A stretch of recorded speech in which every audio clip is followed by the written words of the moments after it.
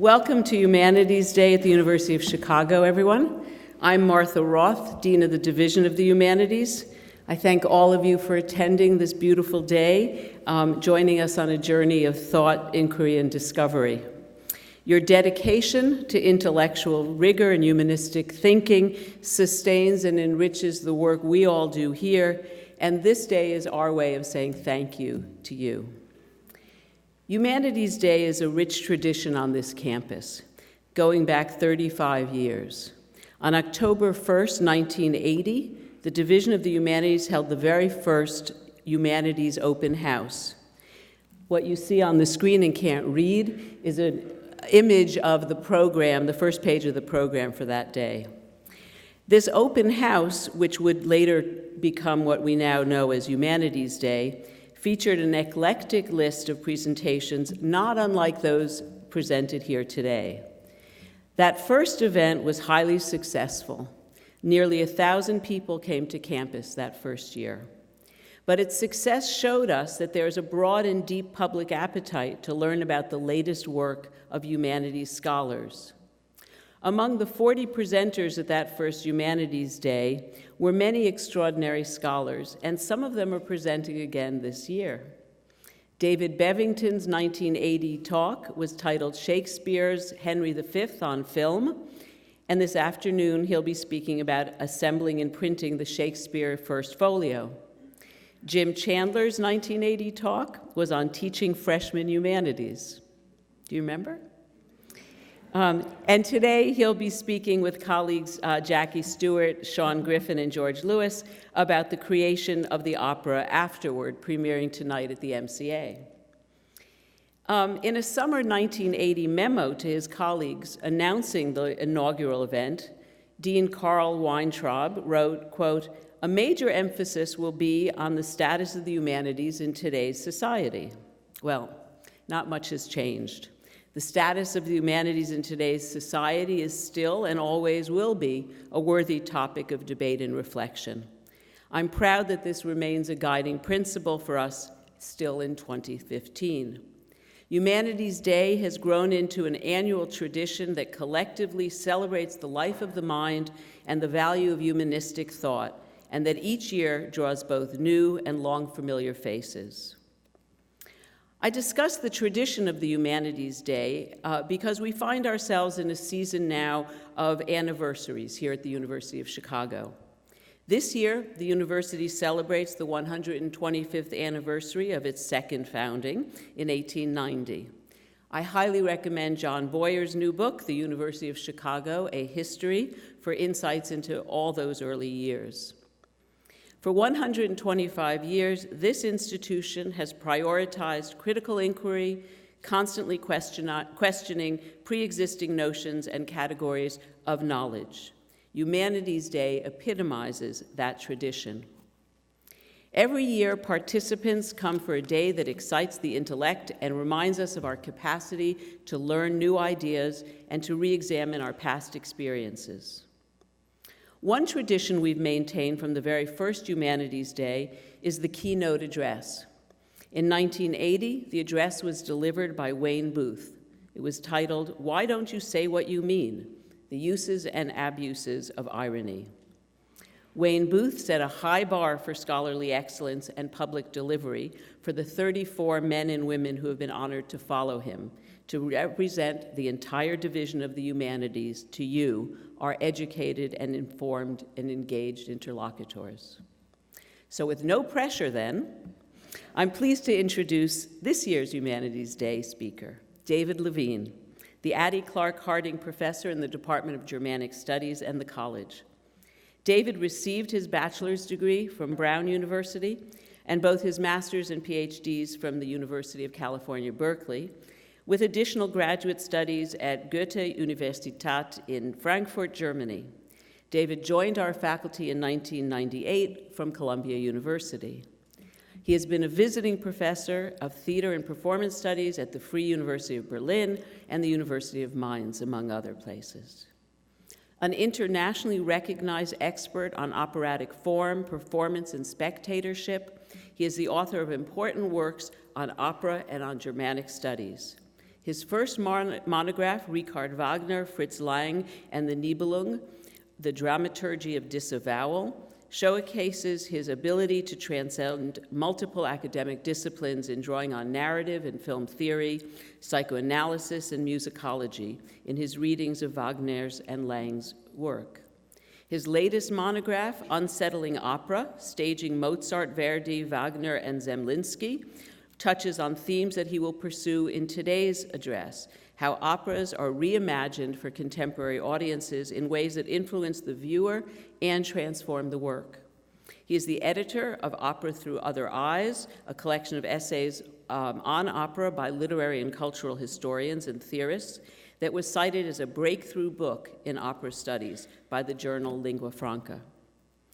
David is also a superb university citizen. He was a co-director of our Master of Arts program in the Humanities and the founding director of the Richard and Mary Gray Center for Arts and Inquiry. He is leading our ambitions to grow in theater and performance studies, and there too, his leadership and vision will establish a thriving location for theater pedagogy and research on our campus. Beyond our university, David Levin's contributions to the practice of contemporary opera and dance are in high demand. He has worked as a dramaturg for the Bremen Opera, the Frankfurt Opera, the Frankfurt Ballet in Germany, as well as our own Lyric Opera of Chicago and Opera Cabal, an avant-garde opera company located in New York and Chicago. David's most recent accomplishment is Jephthah's Daughter, a collaborative piece with the Israeli choreographer Sa'ar Magal that premiered just this past July in the summer festival in Bayerische Staatsoper. As an academic with one foot firmly planted in the practicing arts, David Levin's scholarship and teaching ask questions with immediate impact on contemporary artistic practice. Today's address, titled Elektra Shock, Opera and Radical Interpretation, examines a contemporary production of a well-known opera. I'm certain David will quickly turn the familiar into the unfamiliar and will call attention to the ways in which interpretation is necessary for opera, and indeed for all cultural products, to continue to have renewed meaning in modern life. Ladies and gentlemen, please join me in welcoming David Levin.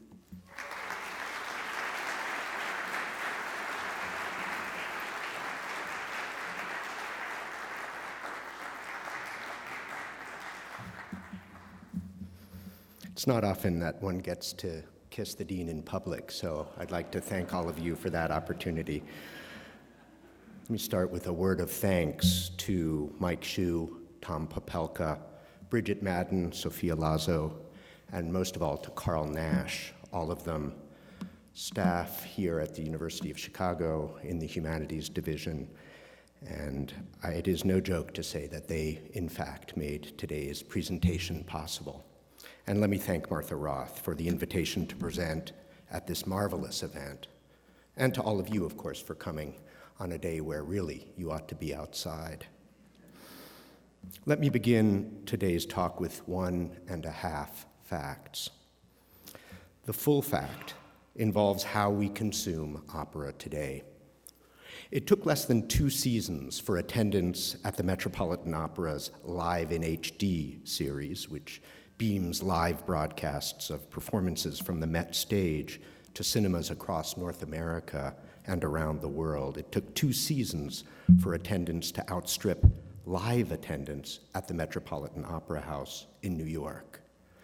As Variety magazine reported with characteristic breathlessness, the 920,000 people who attended the 8 Met Live in HD broadcast performances in multiplexes around the globe in the 2007-2008 season exceeded the total number of people who attended live performances at the Met that season. That was back in 2007-08, and since then, that attendance has been increasing by 20% annually. My guess is that this is the first time that Variety magazine has made an appearance in the introductory paragraph of a keynote address on Humanities Day, but so be it. The second half fact is more local and personal, and it derives from the first. My parents, who live in Chicago, are not in the audience at Mandel Hall today. They're at the Roosevelt Cinemas, attending the first of this season's Metropolitan Opera Live in HD broadcasts, Bartlett Sher's production of Verdi's Otello. And in their defense, I want to assure you that my parents are caring, thoughtful, intellectually engaged parents. They're also ardent opera fans.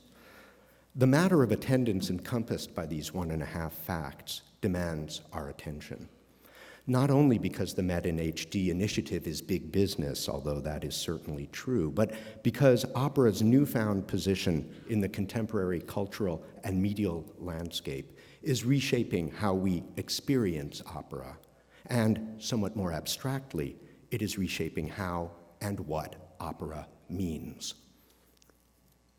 The emergence of a revitalized culture of opera, both inside and outside the opera house, represents an important opportunity, not only for the Met and other houses, but also for the Academy and for the Humanities in particular. The broad dissemination of opera on multiplex screens, on DVDs, on Netflix, has forced the genre out of a position of relative medial obscurity and into a dialogue with other contemporary forms, like theater, film, and dance. The results of opera's new multimedia identity have been astonishing and have sometimes been quite controversial. They include a profusion of experimental stagings, from attempts to reconstruct historical performance practices to attempts to introduce new artists and new modes of interpretation to the opera stage. In short, opera today seems less retrenched and more open to collaboration and experimentation than it has ever been. All of this, it seems to me, deserves our attention. In today's talk, I propose to explore with you an example of this newfound experimental spirit, a particularly astonishing production of Richard Strauss and Hugo von Hofmannsthal's 1909 opera, Elektra. To do so, I'll be asking you to join me as I toggle between historical materials, a modest number of interpretive points proposed by scholars, excerpts from the production as it was recorded for DVD, and my own reflections. Now seems like an opportune moment to apologize in advance for the inevitable technical snafus that are sure to be visited upon us. When I was in college, some friends and I devised a game that we found endlessly diverting. As Martha mentioned, I went to Brown, although in retrospect, thinking about this game, it seems clear that I was destined for a life at the University of Chicago. The object was to provide the tersest possible condensation of the plots of complicated operas and dramas. In their recently published History of Opera, Carolyn Abate and Roger Parker offer a synopsis of the plot of Elektra that would have won a prize in our undergraduate game. Here's how they put it. Based on Sophocles' play of the same name, Elektra puts a mad, ragged, dirty, cunning, tragic heroine at center stage for 90 uninterrupted minutes. Elektra, a soprano, broods obsessively over the murder of her father Agamemnon. Other characters appear, including her sister Chrysothemis, a soprano, her stepfather Aegisthus, tenor, who makes a brief but memorable transit to his doom. Her mother, Clytemnestra, mezzo-soprano, who provides the occasion for opera's most awful mother-daughter chat. And her beloved brother Orestes, baritone, believed dead, who arrives out of exile to avenge Agamemnon's long-ago death and brutally murders Clytemnestra and Aegisthus. A buried axe, once used to cleave open Agamemnon's skull, figures as the most important prop. The opera ends with Elektra executing a wild dance of triumph and then falling lifeless to the ground. I'll ask you to keep that last sentence in mind. A wild dance of triumph and then falling lifeless to the ground. According to the literary scholar and musicologist Lawrence Kramer, Elektra is not so much an opera as an enormous lied expressing Elektra's subjectivity. The shifting expressive focus basic to opera as a genre is arrested. What we hear is the musical equivalent of obsessional thinking, half by Elektra, half about her. In Kramer's view, and I think he's right on this important point, the social and expressive world of Elektra is not a forum for multiple subjectivities, viewpoints, or voices, as we might expect of an opera. Instead, the opera fixes upon and lends expression to a single subjectivity, deploying it as deeply disturbed and disturbing.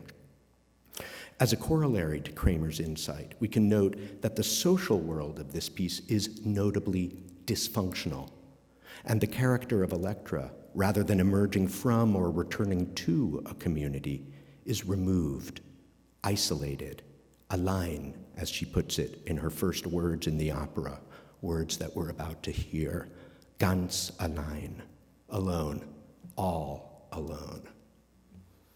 And the piece goes about elaborating the terms of this radical isolation. In that sense, it's interesting to note that Elektra remains isolated. This isolation is hardly redeemed. Thus, at the conclusion of the work, she may be vindicated in her determination to exact revenge upon her mother and stepfather, but she is hardly reintegrated. In the wild dance and her collapse at the work's conclusion, she remains, as it were, completely alone. The piece lends lush and expansive expression to this radical solitude in notable and noticed ways. One of them is a famous and enthralling moment near the conclusion of the work, where Elektra claims that the piece's music emanates from within herself. It's a moment that I'll want to consider in some detail a bit later today. For the moment, it's worth noting that Elektra's claim that the music of the piece emanates from within her is as powerful and cogent a statement of solipsism as any in opera. But what are the implications? Let me pose this question in another way. In Kramer's formulation, what we hear in Elektra is the musical equivalent of obsessional thinking, of obsessive thinking, half by her, half about her. Kramer's observation alerts us then to the music's account of obsessional thinking and its monological terms. And what do we see? That is, what form would this radical solipsism take on stage? This is not just an academic question, but the most immediate interpretive question facing any production team entrusted with a new staging of this work. In 2003, the Zurich Opera put the question to the Austrian stage director Martin Kuge. The resulting production featured Eva Johansson as Elektra, Mariana Lipovcek as Clytemnestra, Melanie Diener as Chrysothemis, Rudolf Schasching as Aegist, and Alfred Muff as Orest. Christoph von Dontjany, familiar to Chicago audiences as the longtime music director of the Cleveland Orchestra, conducted. The sets were by Rolf Glittenberg. Heidi Hackel designed the costumes. In 2005, the production was recorded for release on DVD. This past summer, the production was remounted in Zurich. I think the results are quite extraordinary and deserving of our sustained attention here. From his early days in Graz, doing experimental theater, Martin Kuge distinguished himself as having a keen eye for women's lingerie and the apocalypse, the trappings of intimacy and the inevitability of catastrophe. His productions are almost invariably populated by a pervasive bureaucratic coldness, combined with, or sometimes in the form of, anonymous, utterly depersonalized kinkiness. Sleek bodies, often in some form of undress, have tended to form a backdrop for the failed intimacies of his protagonists. Cuget's sensibilities, then, arguably match up well with Strauss and Hofmannsthal's Elektra, which is as preoccupied with the exigencies of intimacy as it is with the inevitability of the apocalypse. I want to spend the rest of the time allotted to us this morning exploring with you what this production is up to. My interest in doing so is both local and global. On the local level, it strikes me that Elektra poses all kinds of interpretive problems for a production team. How to understand it, how to inflect it, where to set it, how to present it. But on a larger level, I'm keen to consider this production because it is marked by a strong interpretive hand. And as such productions have become ever more common in Europe and a bit more common in the United States, it behooves us to develop a vocabulary with which to engage them. Ideally, a vocabulary that is more nuanced than mere denunciation or celebration. It's telling in this regard that in Germany, the term that designates the current wave of experimental productions is Regieoper, or director's opera. Whereas in the United States, the term that's most commonly used, including in the press, in the New York Times, is Eurotrash. My sense is that we need better explanatory tools to grasp what these productions are up to. And just to be clear, just as I think blanket denunciation is silly, so too is blanket celebration. I would have us engage these productions thoughtfully and critically. What, after all, is it that we do at the university, if not engage cultural objects thoughtfully and critically? How, I want to ask, do we register the shock of this production and this sort of production? And how are we to judge between better and worse shocks, more and less appropriate shocks, to the extent that shock is even the right term for the phenomenon I'm seeking to describe? It worked well for today's title, but I'm not sure how well it works for the program of critical engagement that I'm seeking to explore, the overall program. Let's begin at the beginning. According to the libretto, it's evening in a courtyard at the royal court of Mycenae. 5 maidservants and various overseers are congregating at the well under the watchful eye of overseers. Elektra is the focus of their gossip. This, after all, is the appointed hour when, every evening, she bewails the loss of her dear father, Agamemnon. So this is the Zurich production of 2003 on a DVD from 2005.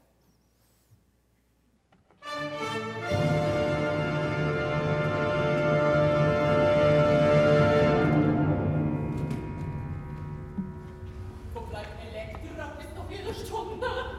Die Stunde, wo sie um den Vater heult, dass alle Wände schreien.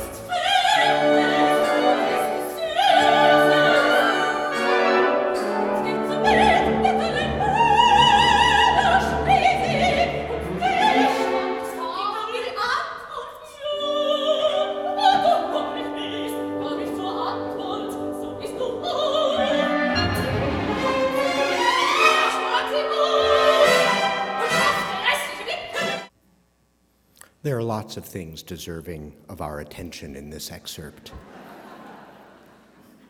The setting is one, the lighting another, and of course there's the transformation of the maidservants at the well into maidservants preparing to serve at and perhaps as the evening's festivities in the castle.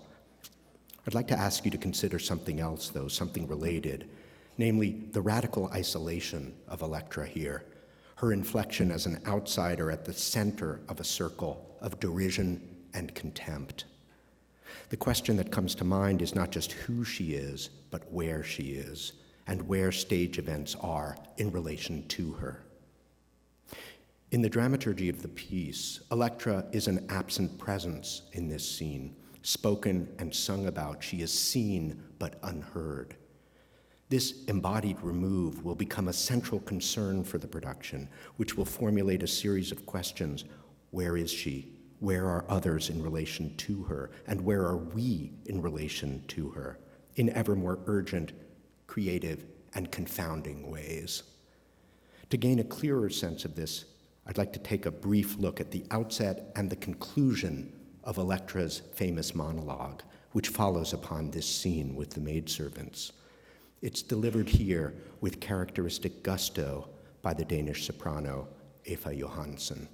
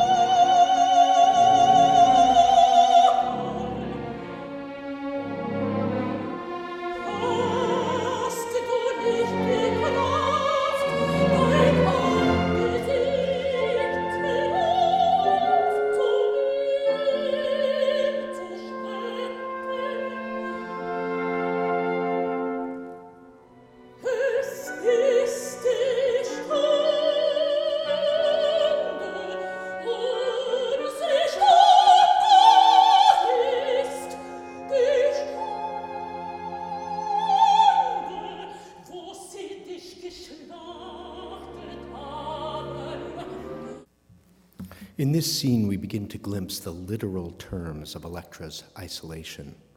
Here she is indeed all alone. But as the opening scene already suggested, this production is going to insist on an expanded sense of that isolation, which is to say, Elektra is alone even when she's surrounded by others.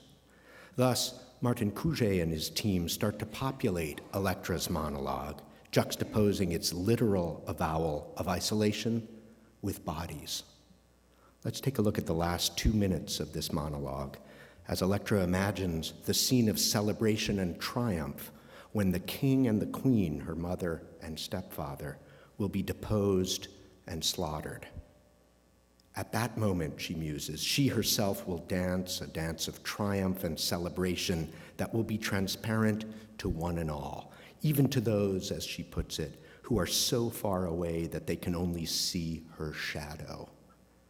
The orchestra samples this dance music as Elektra imagines her exultation.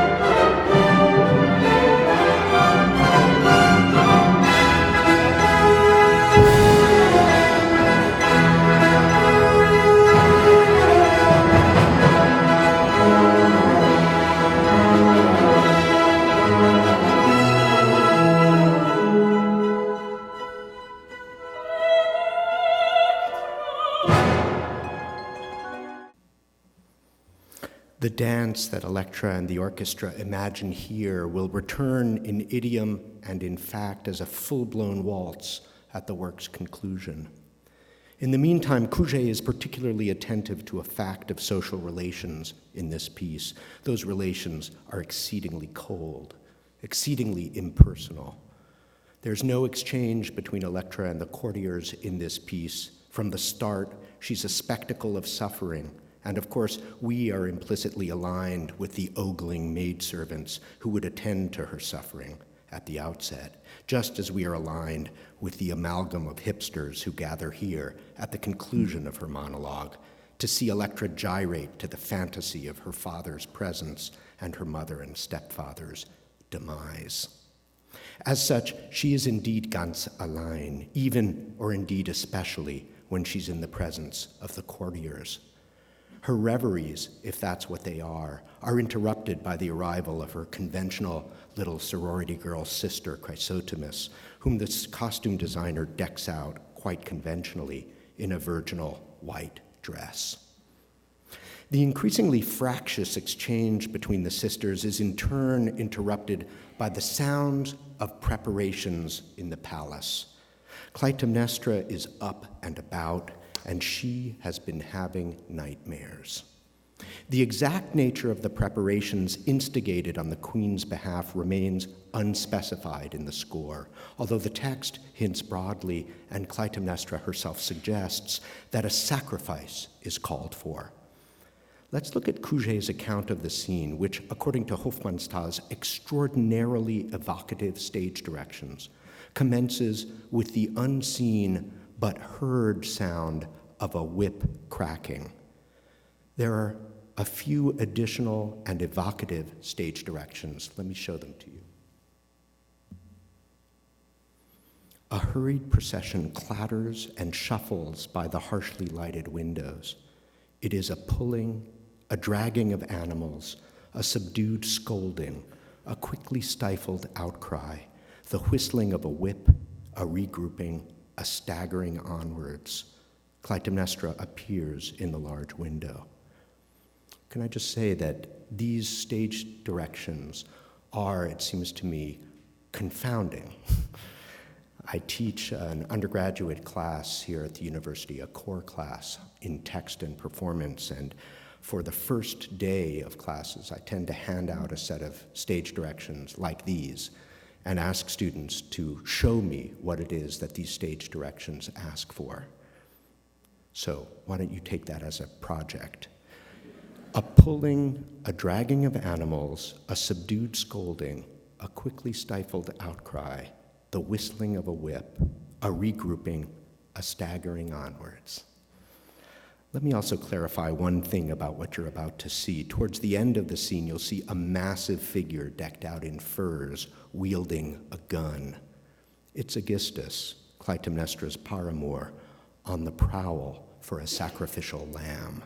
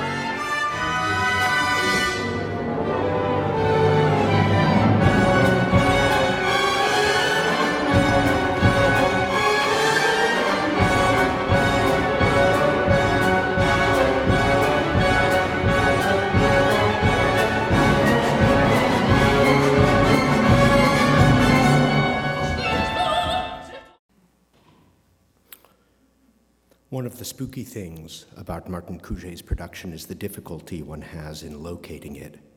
Not just in the sense of what continent we might be on or what country, but what space we're in. Is this a projected space? In Rolf Glittenberg's sets for the Zurich production, the interior of the castle to which Hofmannsthal assigns the action emerges as quite another interior than the one conventionally associated with the piece. Here's a sketch, or indeed two sketches, I'll give you an English translation in a moment, that Hofmannsthal drew, that he drew up in the course of correspondence with Richard Strauss for the stage as he envisioned it. Right, so the stage represents the interior courtyards of the palace. Right, so it's like a backwards, right? The exterior of the palace, the front facade of the palace is behind us. So what we're looking into is the interior recesses of the palace. The Zurich Couget stage setting is pronouncedly difficult to locate since it signifies on a physical and a psychological level. That is, the scene here represents two interiorities, the physical interior of the castle, as well as a psychological interior. In this case, a phantasmatic or psychological vision, one of Elektra's making, or of ours. In the Zurich production, the chorus bears the weight of this interpretive conundrum. The world depicted here is nightmarish, but it is unclear whose nightmare is occupying the stage. Let me sketch some possible interpretations. You may well have your own. Taken as an account of political realities, this harried scene we just saw, the to and fro, the frenetic undress, the general confusion, could be an expressionistic account of the nightmare that is life at the court of Clytemnestra and Aegist. Remember, this is 1909. A scene of perverse sacrifice at a court that is not averse to perversions. After all, Agamemnon, Elektra's dad and the former king, was slaughtered in the castle upon his return home from the Trojan War. Alternately, and by diegetic right, we might ascribe the scene to Clytemnestra. After all, she's the one who's been having bad dreams. Or indeed, the scene might embody the detritus of Elektra's imagination, in whose internal world the production is arguably anchored, a point that we might deduce from her location in that opening scene at the very center of events. The multivalence of this scene, the variety of ways in which we might understand it, demonstrates the difficulty in specifying the dramatic locale of this production that I've been trying to grasp. It's unhinging from any obvious dramatic referent. Let me put the problem somewhat differently. I think this production gains tremendous mileage from Hofmannsthal's assignment of the setting to the castle's interior recesses. As I've been suggesting, the set on the Zurich Opera stage appears to comprehend this interiority in a variety of ways, as a space of mental projection, or more literally and more obviously, as a space of Elektra's isolation. Then again, somewhat more abstractly, we implicitly understand this space as exceptional. In Hofmannsthal's account, the stage picture is defined by what it is not. That is, it is presented as an exceptional space at a physical remove from the surrounding structure. The Zurich production lends form to that exceptionalism with those multiple doors on either side of the stage, with the uniform, cold, white, padded exterior. I want to linger for a moment on the notion of subjective interiority that I think this production engages. So far, I've been relating that interiority to a detail on the level of ideas for the set design, but in fact, it has an exceedingly important correlative in the piece's dramaturgy, one that demands our consideration. I'm thinking here of the utterly confounding moment towards the very end of the piece, when Chrysothemis enters to announce Orestes' return and the death of Clytemnestra and Aegist. Chrysothemis asks her sister whether she hears the general jubilation that has spontaneously erupted, to which Elektra famously replies, "Ob ich sie höre?" Ob ich die Musik höre, sie stammt doch aus mir. Do I hear it? Do I hear the music? It's coming from me. Here then, at this very late moment in the production, we have a much richer statement of the paradox of interiority that has been occupying the piece. And this production as well, a moment where the piece ascribes its own emergence to an interior recess of its own production. Elektra, at this moment, lays claim to the piece's expressive origins, to its site of enunciation, to use a rather bulky and dated term. Put otherwise, we have in this Elektra's statement a condensed and quite radical claim to art as the expression of subjectivity, a claim registered from within the confines of the work, from its interior recesses. Before we take a look at Cuget's account of this moment and the opera's conclusion, I want to cite Hofmannsthal's stage directions for the dance that concludes the work. This is the dance that Elektra has been anticipating since we first encountered her, the dance that marks her brother's return, her mother and stepfather's overthrow, and her father's redemption.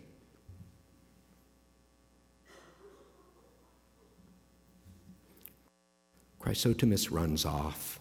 Elektra strides down from the threshold. She has her head down, thrown back like a maenad. She tosses her knees. She stretches out her arms. It is a nameless dance in which she strides forward. Chrysothemis appears again in the doorway. Behind her torches, crowd, faces of men and women. And then we hear Chrysothemis say, or sing, Elektra. I want to ask you to concentrate on that one line. It is a nameless dance in which she strides forward. Again, an excellent assignment for students. The conclusion of those directions. Elektra manages to take a few more steps of the most intense triumph and collapses. Chrysothemis goes to her, Elektra lies rigid. Chrysothemis runs to the door of the house, beats on it, sings, Orest, Orest. Silence. Curtain. What we will see is a somewhat condensed version of the final moments of the piece. Orestes, it turns out, was not dead at all. And in the scene we will join, Elektra's sister enters amid the confusion at court, confusion caused by Orestes' murder of their mother and stepfather. So, two brief accounts from this final scene.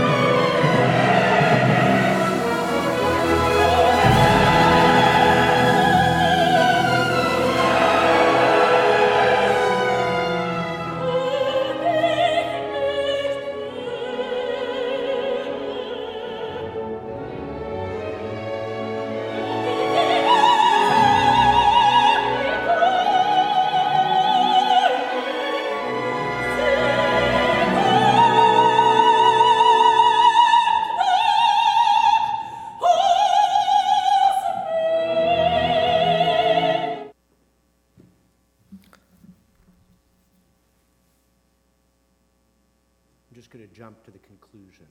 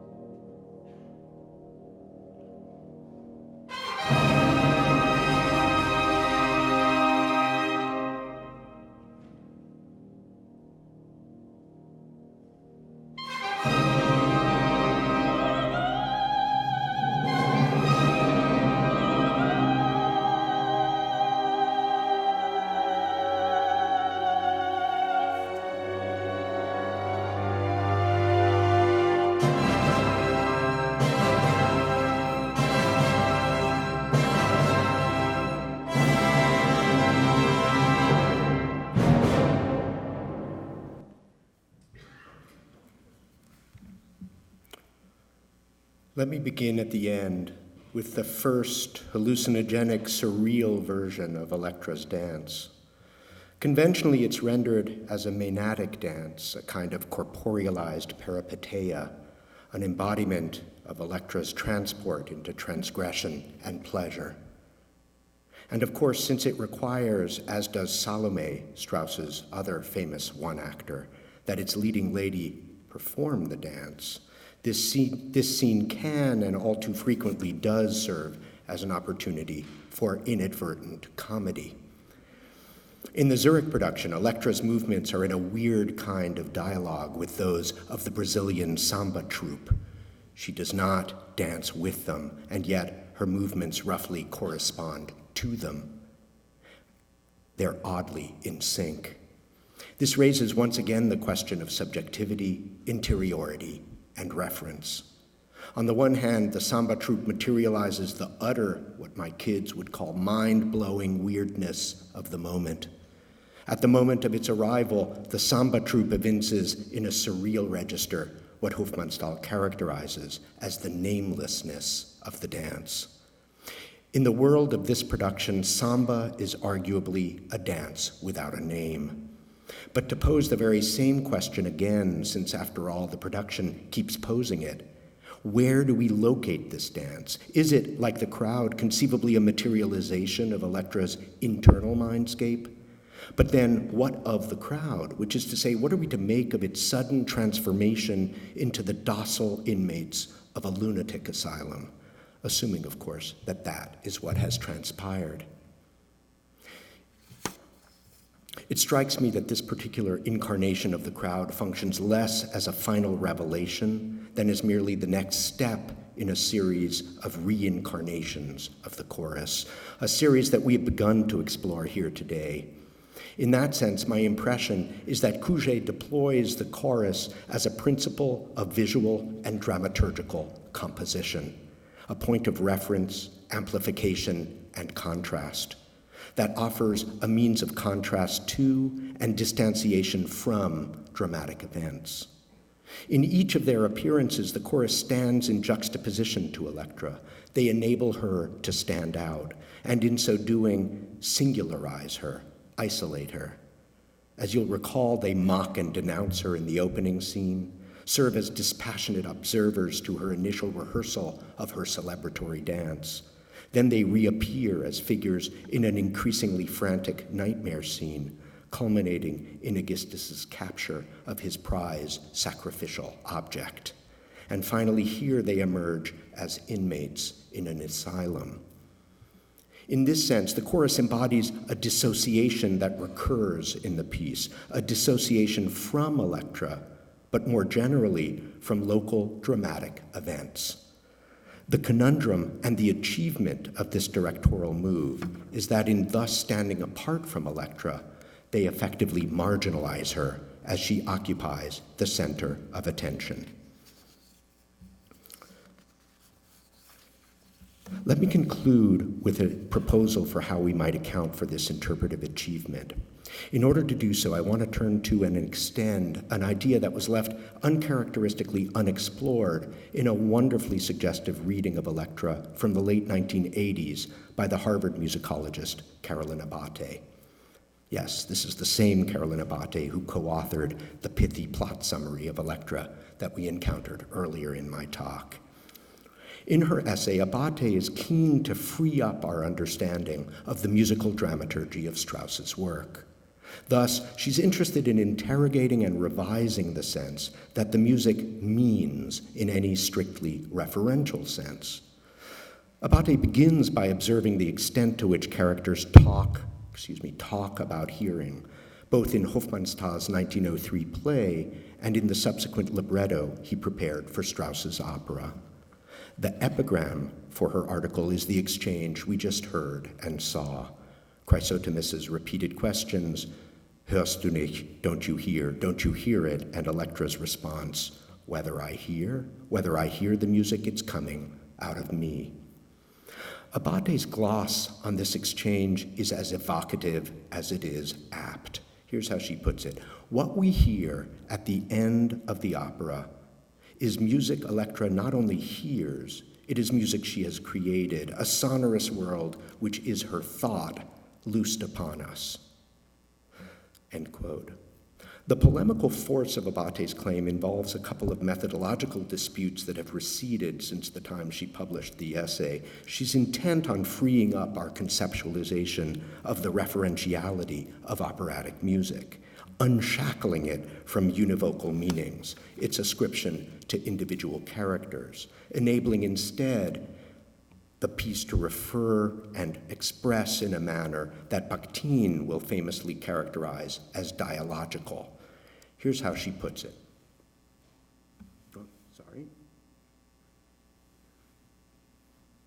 Elektra's words, "The music comes from me," confirm her status as true hero and protagonist of the opera, a status sometimes denied, but by what can only be termed called formidably masculine readings of the opera.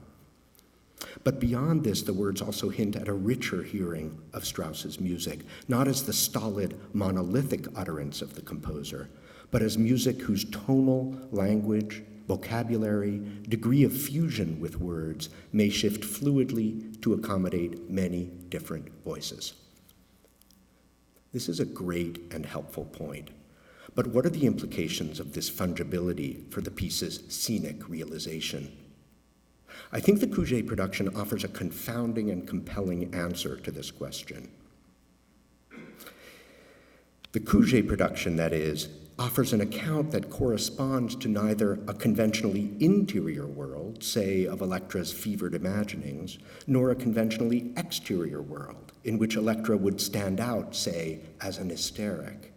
Rather, it offers a tripled account, legible not just as either interior or exterior, but also as both exterior and interior. My sense is that the production functions as a properly dialogical object, one that posits Elektra as a character and a piece less as paradoxical than as multiply legible, a wavering between interior and exterior voices, between hysteria and psychosis, between perversion and dementia in its individual and social forms. Thus, it's not clear whether the social world depicted here is a function of projection, with Elektra glowering, stumbling, dancing at its center as its author, such that the visual and social world, like the music, or indeed as an extension or materialization of that music, emanates emphatically from her, or whether she occupies a nightmarish position of radical exception, ganz allein, all alone in the face of a generalized social and political perversion, a lone voice whose music cannot and will not harmonize with the prevailing discourse of power emanating from the castle, a discourse that expresses in the social and political realm the king and queen's perversion. The Zurich production offers us a renewed vision and visceral experience of the shock of Elektra, an utterly confounding account of who she is, where she is, and what she experiences. My sense is that this production engages a set of compelling questions. Is she inhabiting an internal world, an external world, both, neither, as questions, without resolving them, suggesting that the piece traffics in ciphers of social and psychic derangement, but where the undecidability of the specific terms of derangement add to the pervading sense of anxiety that they figure. As opera takes radically new medial forms, we need to adjust with it, bringing our imaginations and critical faculties to bear on an art that, for the longest time, served as a lavish soporific, but that has newly emerged as a forum for exciting experimentation and surprising interpretation. That is, for opera to survive in the new medial landscape into which it has ventured, we need to meet it halfway, engaging invention with imagination and experimentation with intelligence. Thanks so much for your time.